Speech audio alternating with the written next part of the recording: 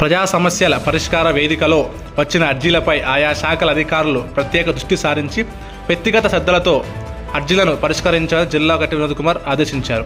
రాయదుర్గం పట్టణంలోని శ్రీ సీతారామాంజనేయ కళ్యాణ మండపంలో సోమవారం జరిగిన ప్రజా సమస్యల పరిష్కార వేదిక కార్యక్రమంలో జిల్లా కలెక్టర్తో పాటు రాయదుర్గం ఎమ్మెల్యే కాలువ శ్రీనివాసులు అర్జీలు స్వీకరించారు.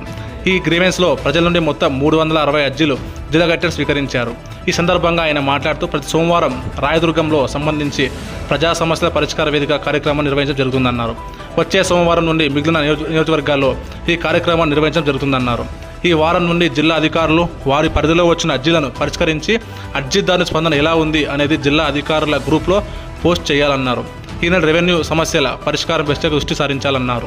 నారా చంద్రబాబు నాయుడు, మంత్రి నారా లోకేష్ వాట్సాప్ గవర్నెన్స్ మొదలుపెట్టారని, రాబోయే రోజుల్లో వాట్సాప్ గవర్నెన్స్ ద్వారా వస్తున్న సమస్యలు పరిష్కారానికి దృష్టి సారించాలన్నారు. ప్రజా సమస్యలు పరిష్కార వేదికలో వచ్చిన అర్జీలను పెండింగ్లో ఉంచకుండా పూర్తి స్థాయిలో పరిష్కరించాలన్నారు.